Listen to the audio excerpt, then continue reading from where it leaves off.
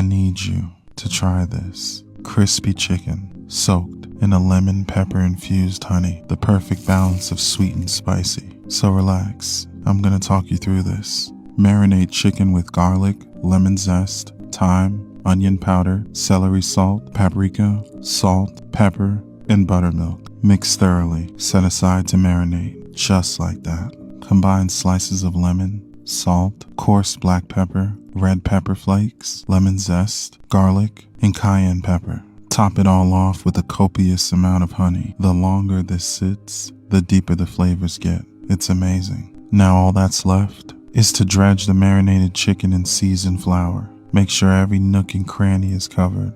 Deep fry until it's golden brown and beautiful. Just like that. As soon as they come out, cover them in that sweet lemon pepper infused hot honey. You deserve to savor a moment like this. Trust me.